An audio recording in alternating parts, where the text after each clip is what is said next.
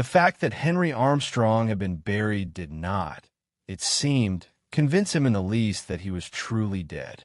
He was, after all, notoriously difficult to persuade.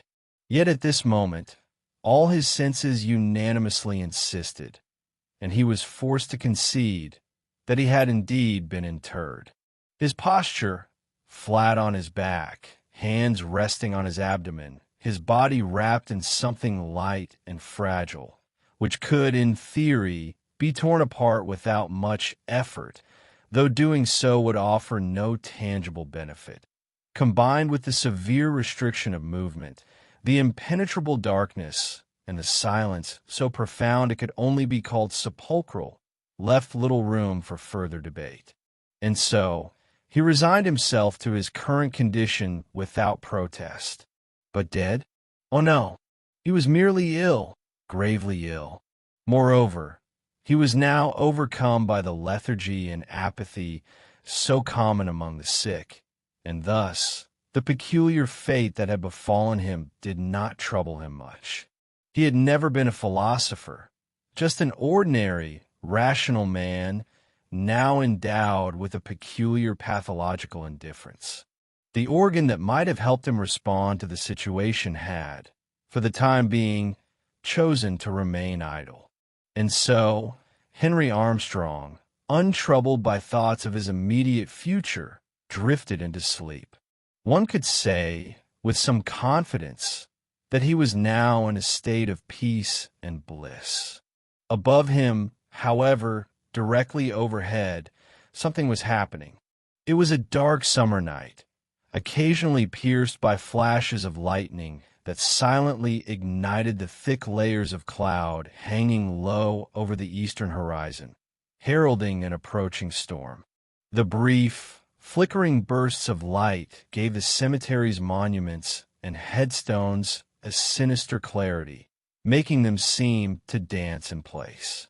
It was certainly not a night for idle wanderers, and so the three men who were there, diligently digging up Henry Armstrong's grave, felt relatively safe. Two of them were young medical students from a college located a few miles away. The third was a towering black man named Jess. He had worked at the cemetery for many years as a handyman, or rather, as someone willing to do nearly anything. As he often joked, he knew every blessed soul in this place. Judging by his current occupation, one could safely assume the cemetery was far less populated than the official records claimed. Outside the cemetery wall, a short distance from the main road, stood a horse hitched to a light wagon. The digging went smoothly. The soil had not yet settled, having been filled in only a few hours earlier, and was soon piled neatly to the side. Extracting the coffin proved more difficult, but they managed it.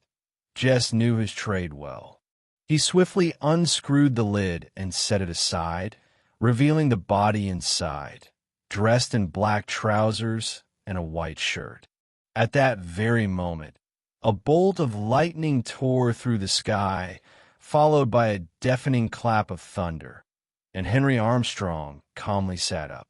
The men screamed in terror and fled in all directions.